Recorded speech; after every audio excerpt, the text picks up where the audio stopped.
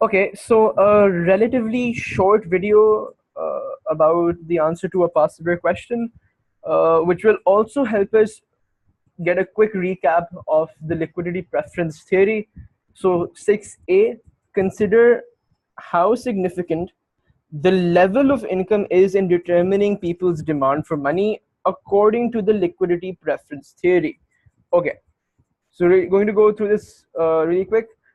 You start off with defining, what really is the demand for money, and the idea behind that, or what really is the, your preference to liquidity is your demand for holding cash.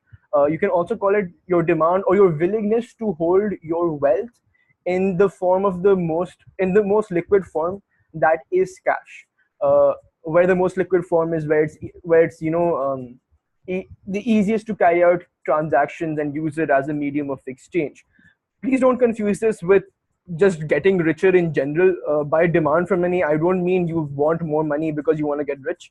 It means just holding your wealth in a particular form, which is cash. That's basically going to be your demand for money. Then you go on to explain the liquidity preference theory, which is basically answers the question why people demand money, and it has three motives and three reasons why people demand money.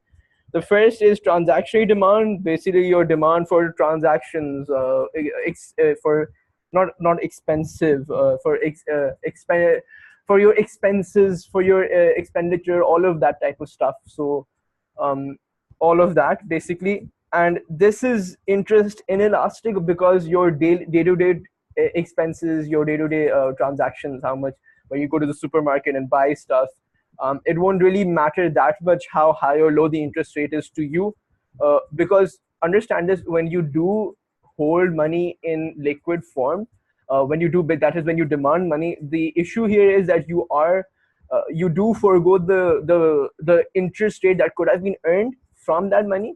So which is why in all three forms there is still some link with interest rates, but the idea here is because you just simply need to carry out transactions. Even if the interest rate is high, you'll still be willing to forego that amount to conduct your basic transactions. The second is the precautionary demand.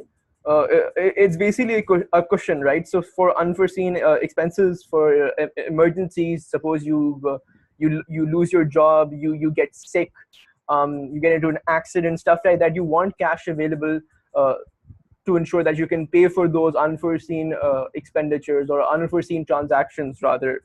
So even this is going to be relatively interest inelastic, because the idea here again is that while the link can be made, it isn't really that strong. Even if the bank is paying you 2% more, let's say, on deposits, you'd still want to keep more or less the same amount for emergencies, right? For like uh, for unforeseen expenses. There is a bit of debate as to which one of these two curves is more inelastic, so I'm not going to comment on that. You don't really need to in the context of this question. The third is speculative demand, which is basically the need for cash in order to take advantage of investment opportunities. And by investment opportunities, I'm talking about investing in financial assets like bonds and shares and so forth. Not necessarily physical assets, because they just turn out to be a little too illiquid for our taste. The idea here is that if and this varies inversely with interest rates as well, and it is highly elastic to interest rates, because if the interest rates are high, you'd rather keep your money in the bank, right? So your demand for liquidity is really low. If interest rates are low, on the other hand, then you're not getting as much return as you would like from the bank, so you'd still be willing to take that cash out, and hence you're demanding money, you're demanding liquidity. uh, and the reason why you want to take that cash out, because you need it in order to take advantage of any other investment opportunity, in order to invest or save it rather in some other financial asset that might give you a better rate of return. So obviously these are basically this is basically the leftover money after you've taken care of your transaction motive, after you've taken care of your precautionary motive. Those things come first. The money that's left over, well, uh, the wealth that's left over, rather, that is uh, uh, victim to speculative demand and speculative motives and so on. Right now, And here's another interesting thing how you can make your answer a bit more mature.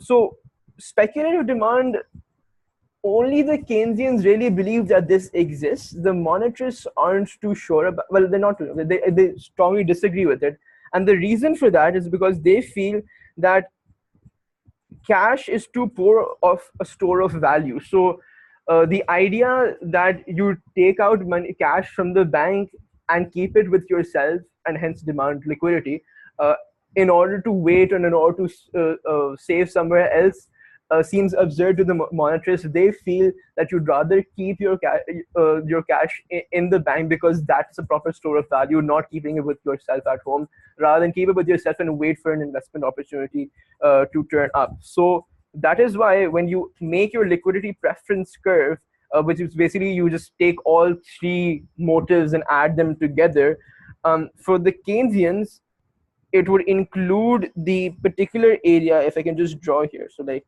maybe this area which is still really elastic to interest rates, that is your speculative motive.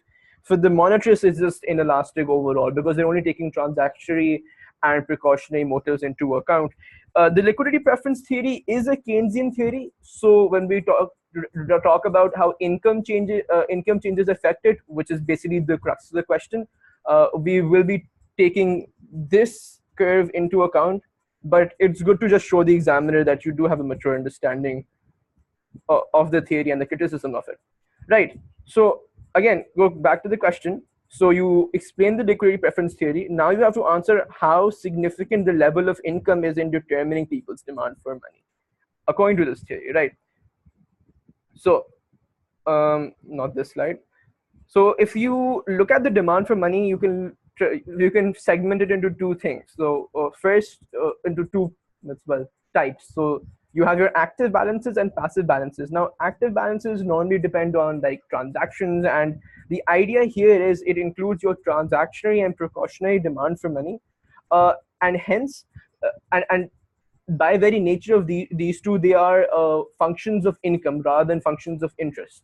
The idea here is they vary a lot more with income, and that's very slightly with interest rates. With passive balances, this is your speculative motive, and that's this varies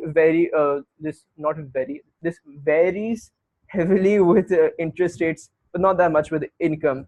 And the reason you clarify this is because that helps here when you talk about how significant income levels are. So if income increases, T, which is your transactionary motive, so transactionary demand goes up by a huge amount.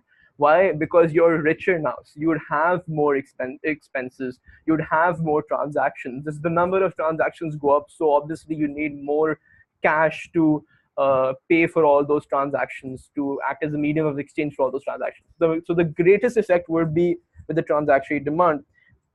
With precautionary, it also goes up. Again, remember, precautionary demand is still a function of income, and there are two ways you can look at this.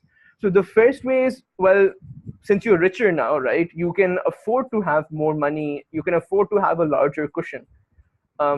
Because the reason why you don't keep all your money as precaution is because you still suffer from opportunity costs, because if you had kept it in a bank, you would have gotten interest. Now that you're richer, you can forego some of that interest rate and be a little more sensible and keep more money as cash as for precautionary purposes. So that's one explanation why your precautionary demand goes up as your income increases. The second way to look at this is precautionary demand still links to transactions. It links to unforeseen future transactions, but they are still transactions. Because if transactions are going up, your precautionary demand should also go up, not by that much as your direct transactionary demand goes up, but still it would be a significant increase. With regards to speculative, again, speculative as passive balances, it was just a function of interest rates, not a function of income. It varies a lot more with interest rates. It doesn't really have any change with income. You could write that might be a very slight increase if income levels rise, because you only speculate when your transactionary motive and your precautionary motives have been catered to. So if you're richer, you might have a little more money to to hold in liquid cash and then invest. So it might increase by a little bit, but that's kind of nullified by the idea that even your transactionary and precautionary demand for money also increases, leaving you more or less the same proportion left for speculative ventures. So you show this in the diagram. So like movements in the liquidity preference curve are interest related, shifts are due to other factors like taste, or in this particular case income. And because they said consider how significant, is it really significant, is it not that significant, you should give a conclusion. And you could talk about three things in the conclusion, which is basically linked to the type of income increase. Is disposable income increasing, or is your after tax income increasing, which is what you can save or spend, or did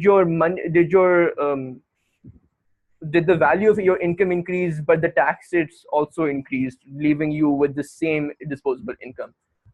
If it's the same level of disposable income, then again, wouldn't really have that much effect on the demand for money.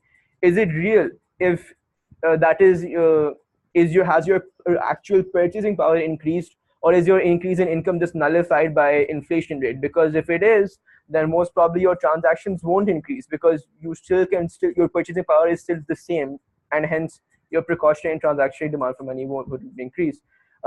Is it permanent or is it temporary, and are you expecting it to rise further? So with temporary income increases, again, bonuses could fall into that. A lot of people do classify bonuses as income. It is definitely part of your taxable income, so you can put it as temporary increases.